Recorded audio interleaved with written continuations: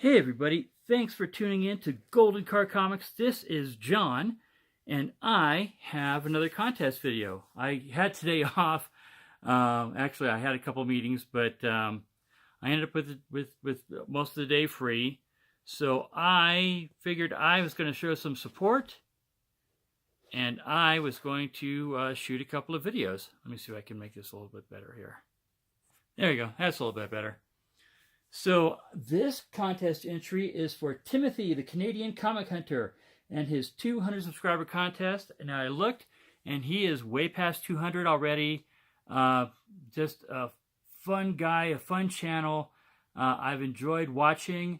I can't always comment on his videos because I'm either watching on the large screen TV because my son's using the computer for schoolwork or something, but sometimes I'm actually watching in the car while someone else is driving. But anyway, so Thimothe has asked us to show 5 of our favorite artists and to show a Grail book and to draw our very own hero. Well, I'm all excited about showing you guys my 5 favorite artists. There's not going to be big surprises. I'm excited to show you my Grail book. I think most of my subscribers have seen it before, but I will show it again. Drawing, yeah, we'll just see what you guys think, because I've been blessed with a lot of gifts and a lot of talents. Drawing was not one of them by any stretch. So anyway, let's start with my 5 favorite artists. I just recently did a video about this gentleman. This, of course, is Art Germ and his newest Supergirl cover. I'm showing this one because I just did a video recently showing you the rest of my current Art Germ collection, and I keep building on it. I'm actually waiting for some more to show up that I just purchased on eBay. They're supposed to be here today, so that should be a separate video coming up. But that is favorite artist number 1. Of course, Stanley Art Germ Lau. Favorite artist number 2. This is Francisco Francavilla. And I really hope I'm saying that right. So far, no one's corrected me on it. Just a great cover artist. He first caught my attention when I started reading the Afterlife with Archie series. And just beautiful artwork. Since then, he's done some covers for like the new Man-Thing series that came out, the miniseries that came out that was written by R.L. Stine. Francisco did some of the alternate covers for that. He did some of the alternate covers for Monsters Unleashed. I mean, just a great artist. He doesn't get mentioned a lot, but I just really like him. This is one of his newest covers. This is the one-shot of Jughead the Hunger, which has now been turned into a series as well. Anyway, so that is cover artist number 2. That is among my favorites. Artist number 3 among my favorite artists is Adam Hughes. And this is my favorite Adam Hughes book, and it's also just nearby, so I didn't have to go digging through the stacks. But what can you say? I mean, I just love this book. I bought this book from the local comic shop owner who's no longer in business. But when he was, he had one copy of this book when it first came out. And I bought it for I think I paid like $30, $25, $30. And I just love this cover. And Adam Hughes did a phenomenal job with this. I mean, it's lifelike and it's still seductive. And it captures the personality of a Harley Quinn. And it's just beautiful stuff. I've seen his other stuff as well. Of course, his Catwoman covers and everything. Great stuff, and I own some of those.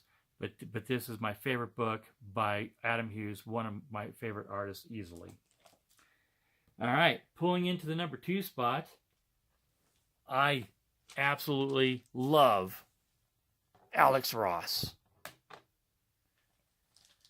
And I have never shown this book before. I keep wanting to, and I felt this was a perfect opportunity.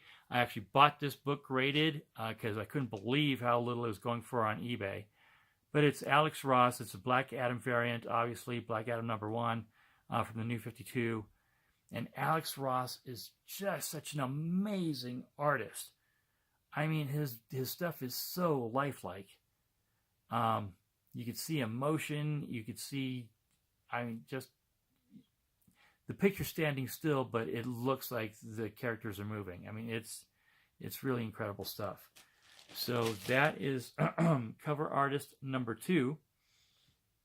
Now, you're supposed to have 5 artists and show a Grail book, and so I figured I'd hit the last artist and the Grail at the same time, because this is what it is, and you've all seen this before.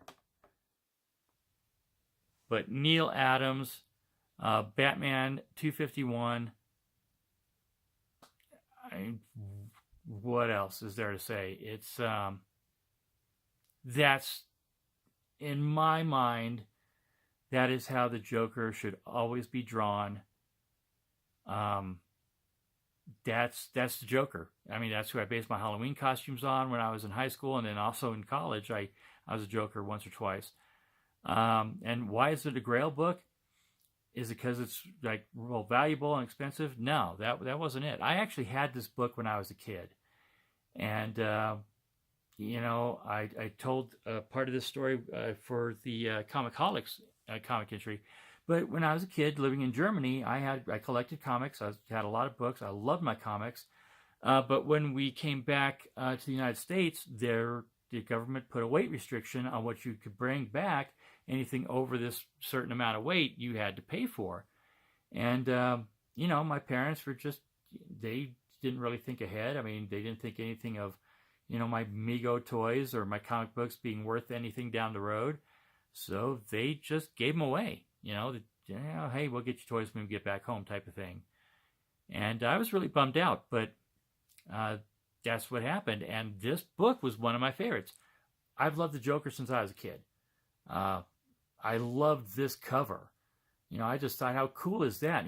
Back in the 70s, this was cool. You got a Batman on an ace of spades, and there's the Joker, and this is, the reappearance of the Joker. Before this, you didn't see the Joker for like 10 years in comic books. And I had the Mego action figure. I used to watch the 1966 series when I could, because when your parents are in the military and you live overseas, you're lucky that you have one channel. And sometimes they would show reruns of the Batman 66 movie. So, like the Joker a lot. But that is my Grail book right there, and my my 5th favorite artist, Neal Adams, number 1. I know a lot of people don't like Neal Adams. They've met him. They think he's a dick. I've met him every time he's come to Denver, so I think like 3 or 4 different times now, and he's always been just fantastic to talk to. His wife could stand a little bit of a personality coaching, but I've never had a bad experience talking with Neal Adams. And this is and that's my phone falling over. And this is my 5th favorite artist and my Grail book. Now, last and certainly least, Thimothe has asked us to draw a hero. So I did. To be honest with you, he came out. Oh, I forgot a nose. Where's my marker? Do I have a marker? Yeah, there we go. All right, so I'm going to add a nose real quick. There we go. Now he looks like a basketball. All right, and this is my hero that I drew, and it took me about a minute and a half. So he has a C3 on his shirt, stands for Captain Comic Contest. This is his first appearance. Then that drawing is worth absolutely nothing, because he actually looked better without the nose. Oh my gosh. But that's what Thimothe wanted, so I drew it. There you go. Like I said, that's actually better than what I expected me to do. And that's going to do it for this entry. Thimothe, thank you so much for having a contest. Congratulations on your close to 300 subs. You and Comicaholics and, so many different new channels are just doing such a wonderful job putting out great content, having a great personality, and, people just love you, and that's why your accounts are growing and growing and growing, and I'm all for it. So keep on going. This again is Golden Car Comics with another contest entry. Good luck, Timothy, and I'm sure I'll see you at 500 real soon.